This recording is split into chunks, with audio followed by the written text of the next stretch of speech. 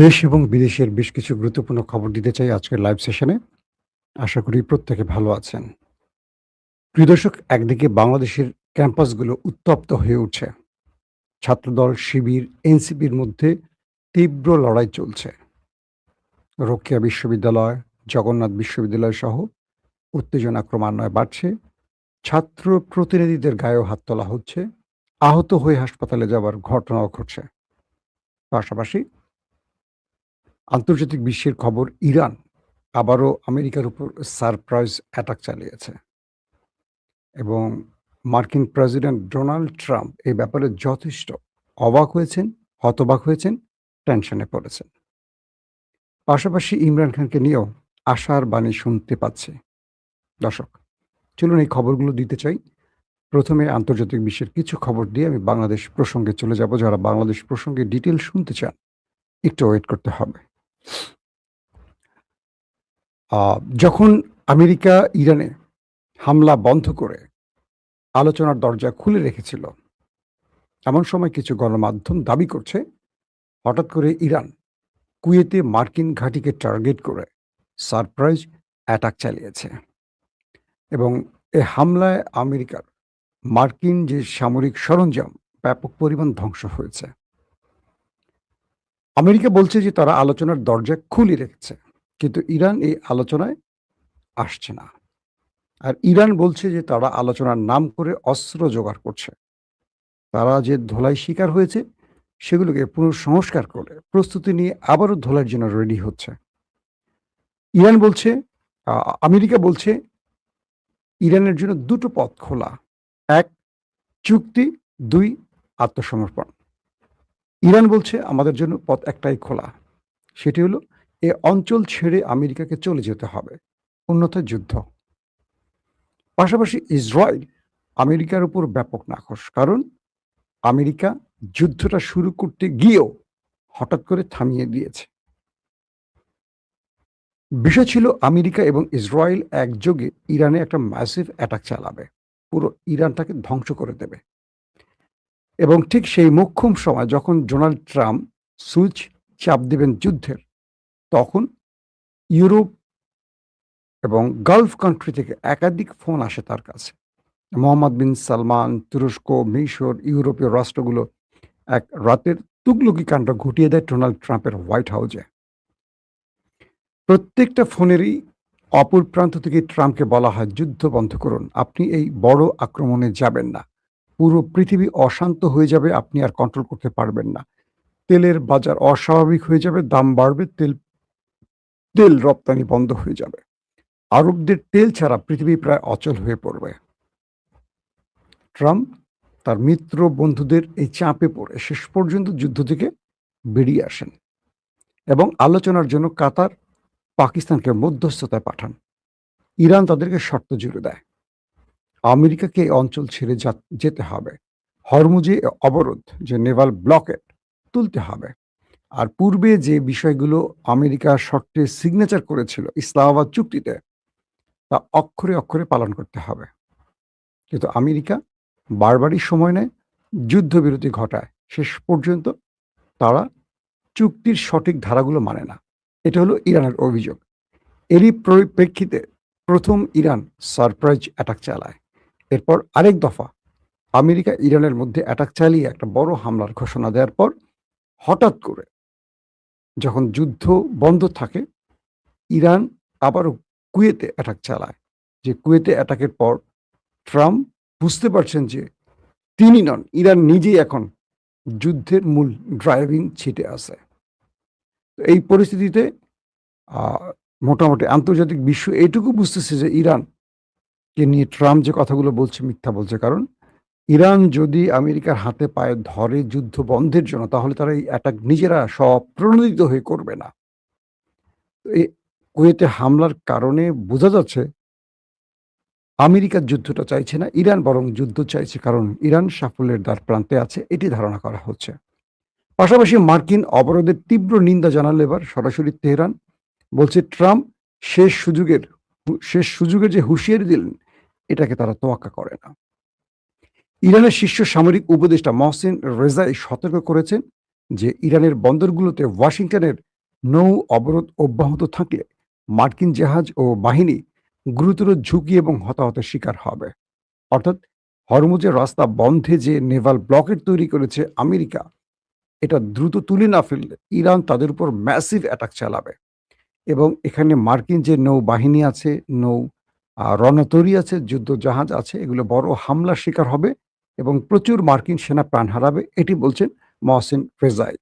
পাশাপাশি মার্কিন president Donald Trump বলেছেন ইরানের সঙ্গে আলোচনা চলছে এবং সতর্ক করে দিয়ে বলেছেন ৫ মাস ধরে চলা এই সংঘাতের অবসানে একটি চুক্তি সম্পাদনের জন্য এই আলোচনায় তেহরানের শেষ সুযোগ।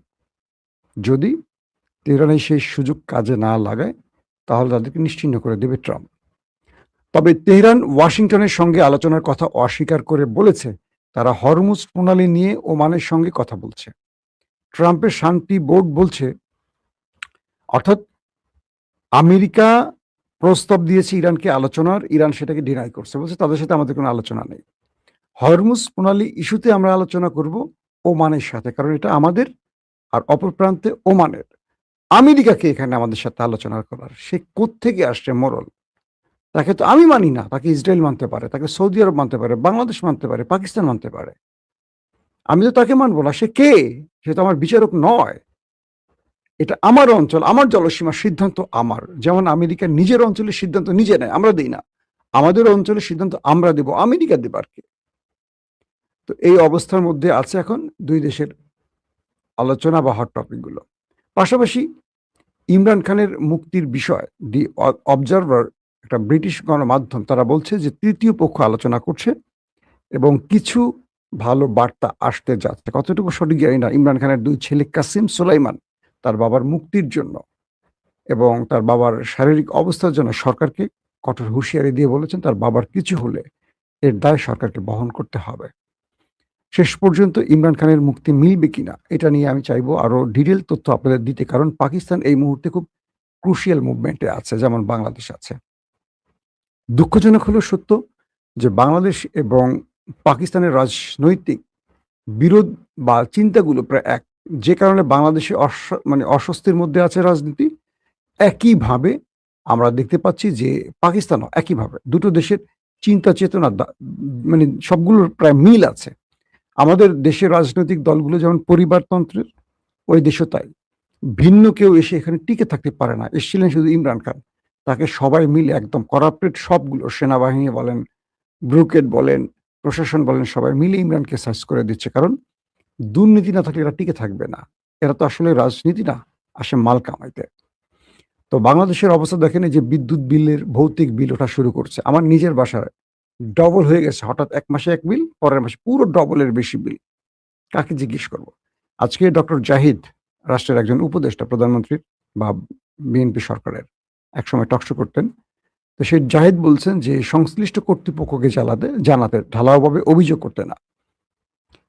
তো বিদ্যুৎ বিভাগের অফিসে যাওয়া হলো, মানে আমার ড্রাইভার গিয়েছিলেন কাগজ নিয়ে, বলছে আপনারা ইউনিট খরচ করেছেন। এখন আমাকে একটা জিনিস বলেন, আমার বাসায় বিদ্যুৎ কতটুকু ব্যবহার হয়েছে এটা আমি বের করব কিভাবে? আমার কাছে মেশিন আছে। যদি যাদের কাছে অভিযোগ দিলে তারা কোনো কারণ দেখাতে পারে না, তারা বলছে আপনাদের মিটারে এটা উঠছে। কি উঠছে না উঠছে, মিটার কে কতজন বোঝে? আগের মাসে কত ছিল, এই মাসে কত, এই জিনিসগুলো নিয়ে এখন হসপস অবস্থা। এখন একটা যে বিষয় আমরা বুঝতে পারছি যে যারা সরকারে থাকে তারা মানুষের কথা শুনতে চায় না। আজকে যদি আওয়ামী লীগ থাকতো ক্ষমতায়, এই অভিযোগগুলো বিএনপি করতো এবং আমরা যে এই কথাগুলো লিখতাম ফেসবুকে, বিএনপি বাহবা দিত। আজকে আমি ফেসবুকে শুধু এটা পোস্ট করছি, যে ইকবাল হাসান মাহমুদকে বেগম জিয়া 2006 বিদ্যুৎ মন্ত্রী থেকে সরিয়ে দিয়েছেন, জ্বালানি ও বিদ্যুৎ মন্ত্রী থেকে। তাকে এই সরকার এসে নতুন করে একই পদে আবার বহাল করলেন। বেগম জিয়া যাকে ব্যর্থতার দায়ে সরিয়ে দিলেন, তাকে আবার এই পদে কি করে বসালো? আমার বন্ধু, আমরা লন্ডন মিডিয়া সেল একসাথে কাজ করেছি, তারেক রহমানের যে মিডিয়া সেল, যার সাথে আমরা কাজ করতে, সে আমাকে সেখানে গুপ্ত সম্বোধন করেছে। আমার বন্ধু, বুঝতে পারছেন? যিনি আমাকে চা বানিয়ে খাওয়াতেন, যিনি আমাকে রান্না করে খাওয়াতেন, মানে মিডিয়া সেলে আমরা যখন কাজ করতাম তার দায়িত্বটা ছিল আমাদের চা বানাতেন, রান্না করে খাওয়াতেন। সে রান্না ভালো পারে, বাট মিডিয়া কেন্দ্রে সে কিছু বুঝতো না, কিন্তু দলকে ভালোবাসতো বলে তাকে রাখা হয়েছিল মিডিয়া সেলে। চা আনতেন, খাবার দিতেন, বাইরে থেকে কোনো খাবার লাগলে অর্ডার করতেন। এগুলো সে করতেন। আর মিডিয়া কেন্দ্রিক কাজগুলো আমরা করতাম। তো আমাকে সে লিখছে গুপ্ত। মানে আরো কিছু লিখছে গুপ্ত। আমি আকাশ থেকে পড়ছি যে এত বছর কাজ করার পর জাস্ট একটা সত্য কথা বলার জন্য যদি গুপ্ত হতে হয়, বাংলাদেশের 18 কোটি মানুষই তাহলে গুপ্ত হয়ে যাবে। আমার ভৌতিক বিলের প্রশ্ন আমি তুলতে পারব না। এটাই কি বাংলাদেশ? মানে নতুন বাংলাদেশ? এরকম হওয়ার কথা। আফসোস না? দুঃখ লাগে কিনা বলেন? দর্শক, আসেন কয়েকটা গুরুত্বপূর্ণ খবর দিয়ে বাংলাদেশের আরো। কালকে রাতে আমরা রোকেয়া বিশ্ববিদ্যালয়ে দেখেছিলাম একটা বিশাল ঘটনা। এবার দেখলাম আজকে প্রচুর সোশ্যাল মিডিয়ায় ছবি ভাইরাল হয়ে গেছে। জগন্নাথ বিশ্ববিদ্যালয় শিক্ষার্থীদের বিভিন্ন দাবি সংবলিত প্ল্যাকার্ড প্রদর্শনকে কেন্দ্র করে ছাত্রদলের নেতাকর্মীদের হামলায় ছাত্র শিবির এবং ছাত্র শক্তির জগন্নাথ বিশ্ববিদ্যালয় কেন্দ্রীয় শিক্ষার্থী সংসদ সহ বেশ কয়েকজন নেতা আহত হয়েছে। শিবির এবং বাকিরা তারা ছাত্রদের অধিকারের জন্য কিছু প্ল্যাকার্ড তৈরি করেছিলেন। শিক্ষার্থীদের অধিকার থাকে না, দাবি থাকে না। ছাত্র সংসদ তো সেই জন্য নির্বাচিত হয়।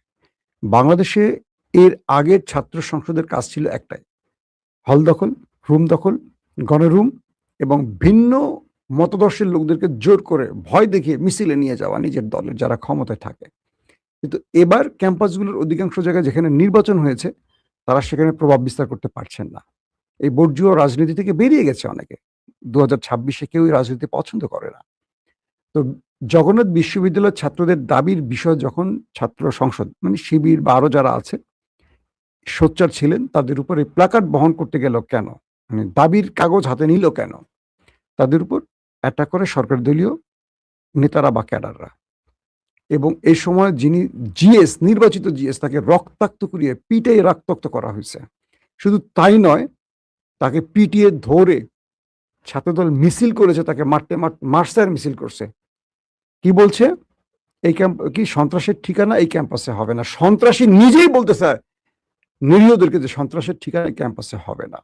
একদম ওয়ান কাইন্ড অফ ছাত্রলীগ। এই কাজগুলো ছাত্রলীগ করেছিল, যার জন্য হাসিনাকে দেশ ছাড়তে হয়েছে। ঠিক সেই কাজগুলো এখন আমাদের দলের লোকেরা করে। কি বলবো বলেন? যদি আমি একজন পার্সোনাল মানে দলীয় অ্যাক্টিভিস্ট হতাম, আমার কথা এক। আমি একটা সাংবাদিকতার করার মানুষ, 25 বছর সাংবাদিকতা করেছি, দীর্ঘ লাইফটা পার করছি। হয় মুখ বন্ধ রাখতে হবে, মানে আসলে আমাদের জন্য 3টা পথ খোলা, একদম অনেস্টলি বলি।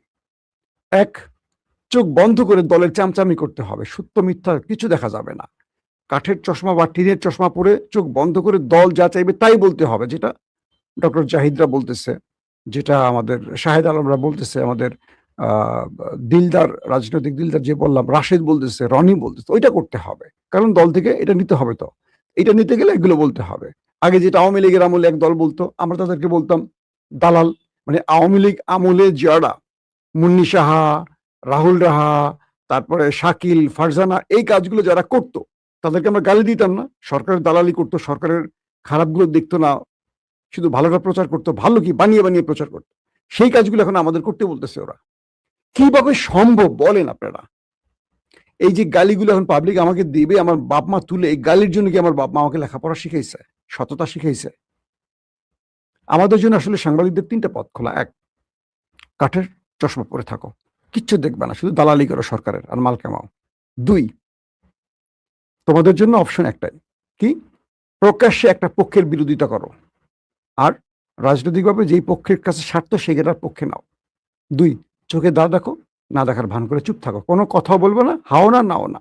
3 নম্বর পথ, যা দেখো সত্যটা বলো, যাতে দেশ পাল্টায়, জনগণ পাল্টায়, দল পাল্টায়। ধরেন তারেক রহমান একবার আমাকে একটা কথা বলছিলেন, আমি বললাম তাকে যে যদি কখনো বিএনপি ক্ষমতা আসে, তখন আর যদি ছিল কেন, কারণ তখন বিএনপি ক্ষমতা আসার কোনো সম্ভাবনাই ছিল না। আওয়ামী লীগ 300 বছর থাকার সুযোগ, এরকম একটা পলিসি তৈরি হয়েছে। তাই তাকে প্রশ্ন করলাম যে ভাইয়া, যদি কখনো বিএনপি ক্ষমতায় আসে, আজকে যে আওয়ামী লীগের দালাল সাংবাদিক, আমরাও কি বিএনপির দালাল হয়ে যাব, নাকি আমরা সত্যটা বলবো? তিনি আমার কাঁধে হাত দিয়ে বলছেন, তোমার প্রশ্ন আমার ভালো লাগছে। আমরা চাই এমন একটা গণমাধ্যম, মুক্ত গণমাধ্যম, সত্যটা বলবে।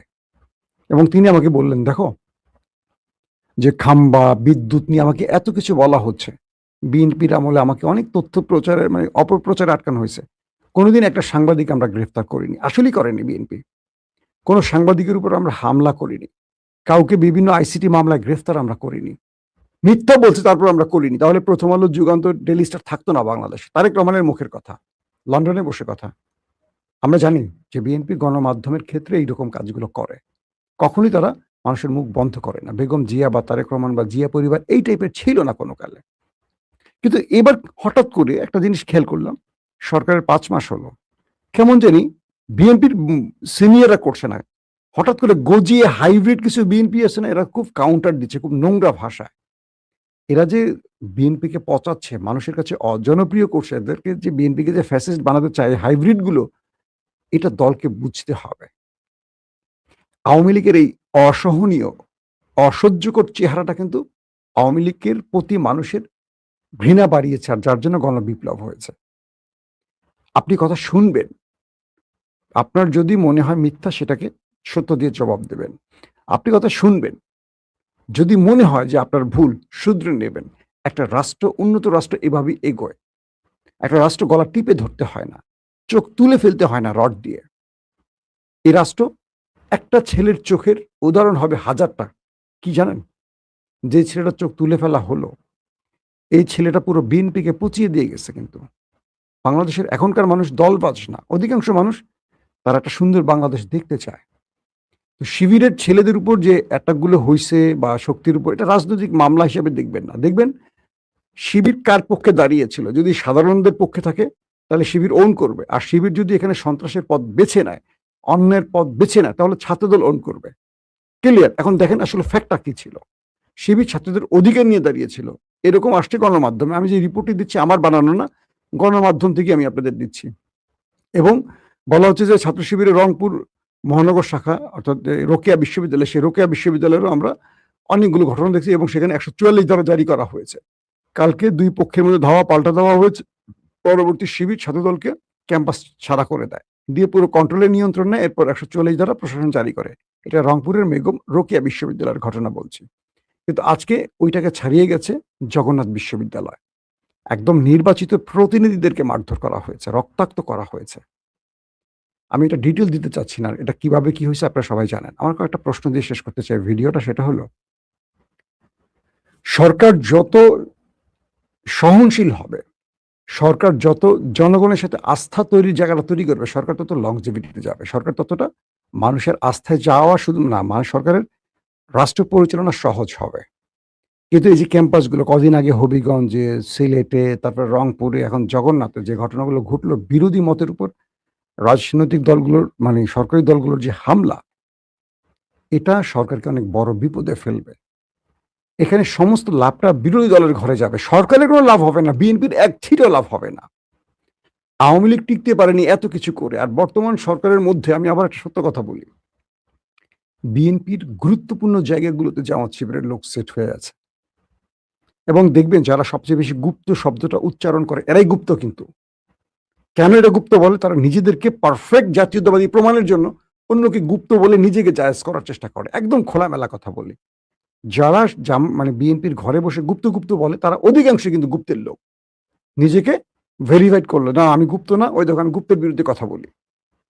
এটা কিন্তু একটা আপনাদের পলিসি বলে দিলাম, আমরা অনেককে চিনি কারা কারা ওই গুপ্ত বিভাগের লোক ছিল। এরাই, এই রাশেদ কিন্তু বিএনপির ছিল না, সে ওই গুপ্ত বাহিনীর লোক ছিল এক সময়। তার রাজনৈতিক পরিচয় আপনারা হয়তো অনেকে জানেন, অনেকে জানেন না। সে গণ অধিকারের আগে কই ছিল? তাকে পুশিং করা হয়েছে, নাকি সে নিজেকে বৈধ প্রমাণের জন্য এখন বেশি কথা বলে? এগুলো চিন্তা করতে হবে। সে শিবিরের ছেলে, অভিযোগ আছে শিবিরের সাথে ছিলেন এই রাশেদ, আমরা শুনেছি অনেক জায়গায়, খুব ক্লোজ লোকদের কাছ থেকে। যাক, তো এখন এই প্রত্যেকটা বিশ্ববিদ্যালয়ে উত্তপ্ত হয়ে লাভ কি সরকারের? একেবারেই না। সরকার 5 মাসে জনগণের মধ্যে আসার জায়গায় যদি হতাশা সৃষ্টি করে, সরকারকে 5 বছর টিকতে হলে অনেক কষ্ট করতে হবে। এই জিনিসগুলো তারেক রহমান চান না। তিনি চান একটা শান্তিপূর্ণ পরিবেশ বজায় রেখে রাষ্ট্রটাকে তার মতো, মানে তার যে পরিকল্পনা, সেই পরিকল্পনার মাধ্যমে একটা সুন্দর বাংলাদেশ গড়তে। তাহলে তারেক রহমান পারছেন না কেন? আমার কেন যেন মনে হয় তারেক রহমান যাদেরকে নিয়ে বাংলাদেশ গড়তে চান, এদের অনেকেই অযোগ্য, অথবা তারেক রহমানের পলিসির উল্টো দিকে দাঁড়িয়েছে অন্যের স্বার্থ বাস্তবায়নে। এই জায়গাটা তারেক রহমানকে আরেকটু চিন্তা করতে হবে, যে 5 মাসের মানুষের কাছে বিএনপির আস্থা কতটুকু ফিরছে।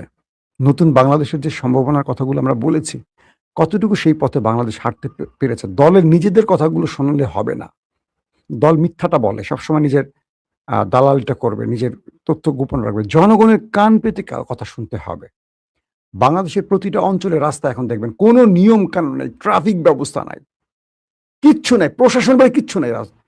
কিচ্ছু নেই এখন। যে যার মতো চলে। সারা দেশের মধ্যে অটো, রিক্সা, শ্রমিক মানে মানুষ মাঠে কাজ করতেন, তারা কাজ বন্ধ করে দিয়ে আসছে। কৃষি পণ্যের যারা কৃষক ছিল তারা এখন অটো চালাচ্ছে। রাস্তাঘাটে অটো আর অটো দেখবেন কোথাও চলতে পারবে না। ছোট, ছোট গ্রামের রাস্তা এখন জ্যাম হয়ে বসে থাকে। প্রশাসন নাই, কোনো নিয়ম নাই। কাকে জিজ্ঞাসা করবেন? বলেন। আমি এক ডিসি সাহেবকে ফোন করেছিলাম যে, "ভাই আপনাদের শহরে আসছি। এত জ্যাম, এক জায়গায় আমি ১.৫ ঘন্টা বসে আছি।" একটা মামুলি মফস্বল জেলা শহরে। কয়, "ভাই এখানে আমরা ব্যবস্থা নিতে পারছি না।" কেন? কিছু বলতে গেলে মানুষ আন্দোলন শুরু করবে। রাজনৈতিকভাবে বিএনপি দেশকে কোথায় নিচ্ছে চিন্তা করতে হবে। পুলিশ প্রধানকে ফোন দিলাম, মানে এসপিকে। কয়, "আমরা ব্যবস্থা একদিন নেই, পরের দিন যেই সেই।" কোনো প্রশাসন নাই। চোখেই পড়ছে না। মানে আমরা তো স্বস্তি চাই। নাগরিকদের জনজীবনে যে স্বস্তিটা খুব ইম্পোর্টেন্ট। পাচ্ছি কোথায়? জিনিসপত্রের দামের দিকে তাকান তো বাজারের। আমি যে কথাগুলো বলছি আমি কি বিএনপির সমালোচনা করছি? না। বিএনপিকে দেখাচ্ছি আসলে প্রবলেমগুলো কোথায়। দেখতে চান তো আপনারা? আমরা দেখালে আপনারা দেখবেন। তারপর সমাধান করবেন, তাই তো? এজন্যই তো বলছি। আপনারা যদি আমাদের শত্রু মনে করে বসেন, আমি যদি শত্রু হয়ে যাই, বন্ধু থাকবে কে আপনাদের? এখন যারা চামচামি করছে, তেলবাজি করে, হাসিনার সময় যারা চামচামি তেলবাজি করছে তারা কোথায় দেখছেন? সব ব্যাংকের টাকা ভরে বিদেশ পালায় চলে গেছে। ওরাও চলে যাবে। আবার আমরাই থাকবো আপনাদের পক্ষে লড়াই করব। প্রত্যেকটা ক্যাম্পাসকে শান্ত করতে হবে। ছাত্রদল যে বাড়াবাড়ি করছে, বিভিন্ন জায়গায় বিরোধী মতের উপর যে হামলাগুলোর ঘটনা ঘটছে এরা বন্ধ করতে হবে। এই ছাত্রলোক নিজেকে যদি লীগ বানায় ফেলে, জুলাইয়ের সন্তানগুলো এখনো ঘরে ফেরে নাই কিন্তু। বাংলাদেশের মানুষকে যে পথ দেখায় গেছে জুলাই বিপ্লবীরা, এই পথ খোলা আছে এখন। এই পথটা বিকল্প পথ তৈরি করবে না এর কোনো গ্যারান্টি নাই। তাই রাষ্ট্রকে খুব সচেতনভাবে এগোতে হবে। মানুষের মধ্যে অসন্তোষ কমাতে হবে। জিনিসপত্রের দাম কমাতে হবে। বিদ্যুৎ মানুষের ইম্পর্টেন্ট একটা ব্যাপার। এখানে চুরি ঠেকাতে হবে। বৈষম্য ঠেকাতে হবে। বিশেষ করে যারা গত ১৫ বছর বাগানে, বাগানে ছিল তারা এখন রাস্তার রাজা হয়ে গেছে। তাদের আগে ঘরে ফেরাতে হবে। যুবদল, ছাত্রদলকে আগে ঘরে ফেরান। এরা যতক্ষণ মাঠে থাকবে মানুষের ঘুম হারাম করে ফেলবে। এরা বিরোধী দলে গেলে একেবারে বিড়াল। সরকারি দলে আসলে এদের অত্যাচারে থাকা খুব কঠিন হয়। এরকম সিচুয়েশন তৈরি যেন না হয়। কারণ ছাত্রদল অনেক ত্যাগ করছে, অনেক রক্ত দিয়েছে মাঠে ঘাটে। এই দেশে তারা গত ১৫ বছরে অনেক সাফার করছে আমাদের ছাত্রদলের প্রিয় ভাইগুলি। এদের সেই ঐতিহ্যকে যেন কোনো দুষ্ট লোকেরা নষ্ট না করে। এই ছাত্রদল মানে খারাপ না। এর মধ্যে কিছু হাইব্রিড আওয়ামী লীগ থেকে ঢুকে গেছে। ঢুকে তারা বিএনপির পারফরম্যান্স বা বিএনপির দুর্নাম কামাই করার জন্য কাজগুলো পরিকল্পিত করছে। এখন সেটা বিএনপিকে বুঝতে হবে। আমি আপনি বুঝলে হবে না। চিহ্নিত করে এদেরকে শায়েস্তা করতে হবে। যেমন নির্বাচনের আগে তারেক রহমান যেখানেই অভিযোগ সেখানেই সাসপেন্ড, বহিষ্কার করছেন। কিন্তু নির্বাচনের পরে আর কাউকে বহিষ্কার করতে দেখছি না। তার মানে কি